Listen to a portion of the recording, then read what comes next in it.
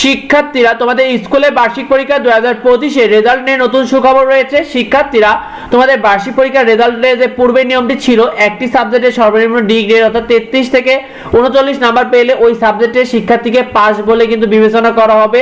সেই সাথে তোমাদের আরেকটি বিষয় ছিল যে যদি কোনো শিক্ষার্থী 3টি বা তার বেশি সাবজেক্টে সে যদি কোনোভাবেই কোনো শিক্ষার্থী যদি ডি গ্রেড পায় অর্থাৎ 33 থেকে 39 নাম্বারের মধ্যে তার যদি 3টা সাবজেক্ট বা তার বেশি সাবজেক্টে থাকে, তবে কিন্তু সেই শিক্ষার্থীকে পরবর্তী শ্রেণীতে বা ক্লাসে উত্তীর্ণ হতে পারবে না, এমনই নিয়ম ছিল। যার কারণে এই নিয়মটির কারণে গত বছরে অনেক স্কুলে অনেক শিক্ষার্থী পরবর্তী শ্রেণীতে উত্তীর্ণ হওয়ার সুযোগ পায়নি। শিক্ষার্থীরা 2025 সালে তোমাদের বার্ষিক পরীক্ষায় এই রেজাল্টের বেশ কিছু নিয়মের কিন্তু পরিবর্তন এসেছে।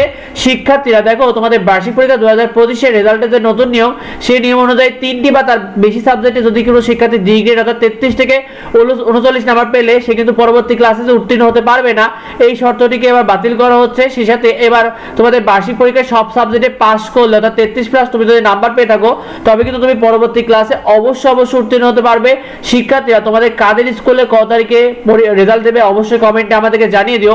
আর তবে কিছু বেসরকারি স্কুল রয়েছে, সেখানে 40 নাম্বার পেলে পাস বলে গণ্য করা হয়। শিক্ষার্থীরা তোমাদের এবারও কিন্তু বেসরকারি কিছু স্কুলগুলোতে 40 নাম্বার পেলে পাস বলে গণ্য করা হবে। তোমাদের কাদের স্কুলে 40 নাম্বারে পেলে পাসের নিয়ম রয়েছে কমেন্টে আমাদেরকে জানিও। শিক্ষার্থীরা তোমাদের রেজাল্ট কার্ডে দুইটি বিষয় উল্লেখ থাকবে। একটা হলো বার্ষিক পরীক্ষায় তুমি প্রতি সাবজেক্টে তোমার নাম্বার দেওয়া থাকবে, অর্থাৎ তুমি কোন সাবজেক্টে কত নাম্বার পেলে এটা উল্লেখ থাকবে। সেই সাথে প্রতিটি সাবজেক্টে তুমি কত গ্রেড পেয়েছো, অর্থাৎ এ গ্রেড না এ প্লাস এ মাইনাস, এভাবে তোমার গ্রেড উল্লেখ থাকবে।